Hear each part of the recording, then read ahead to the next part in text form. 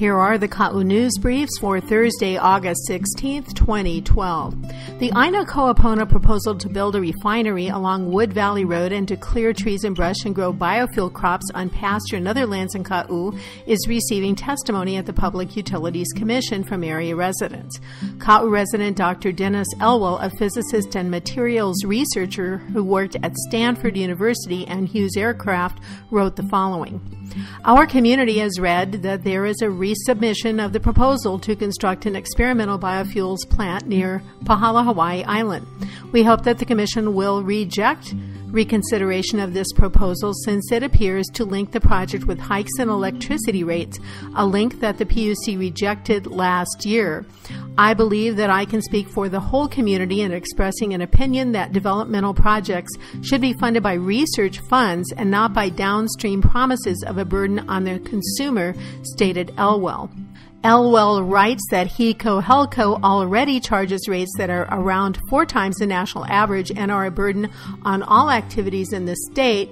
He recommended looking at recent complaints in the press by Hilo about the huge and growing burden that the outrageous electricity rates place on them as an institution. Said Elwell, I suggest that the PUC should urge HECO to fix its fundamental flaws that lead to its excessive rates before it indulges in partnerships with high-risk developments. Dr. Linda Jane Irwin, a Volcano resident, former Volcano Rotary Club president and physician, also wrote to the PUC. She said that she had contacted the PUC last year to thank the PUC for a very appropriate decision to deny the HELCO and Aina Koa Pono application to supply and utilize biofuel for local energy. She writes that many of us in the area, especially a large number of people in Pahala where they will be most impacted, have worked hard to learn about this venture and are very disturbed about multiple issues, especially environmental impacts.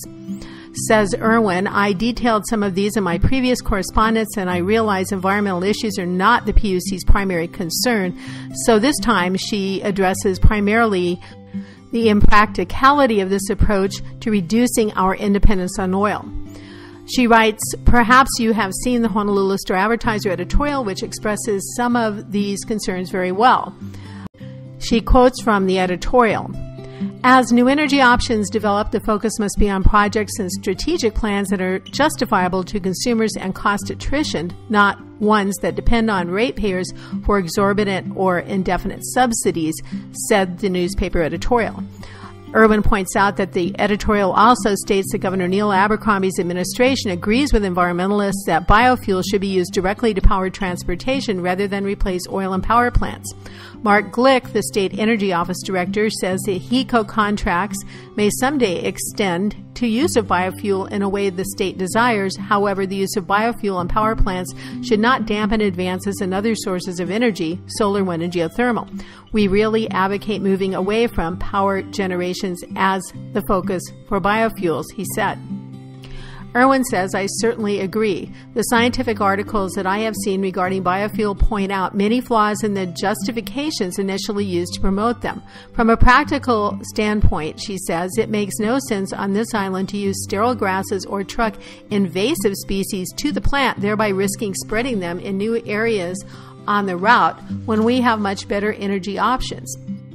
The physician states that even considering any surcharge for this fiasco in the state with the highest energy charges in the nation would be ludicrous. She says she implores the PUC to once again reject the new application for this, what she calls expensive, unwanted, and unnecessary venture. Anyone can write to the PUC regarding its role in determining whether to approve the 20-year contract between HELCO and Aina Koa Pono that would allow the utility to raise the electric rates to buy the biofuel. Aina Koa Pono says it will make jobs, including the 400 for construction workers who would build the refinery over 3 years and 200 permanent mill and field jobs. Ha'au Springs and Mountain House Agricultural Water Cooperative meets today at 2:30 p.m. at Waiohinu Park Anyone interested in restoration of ag water to the area is invited.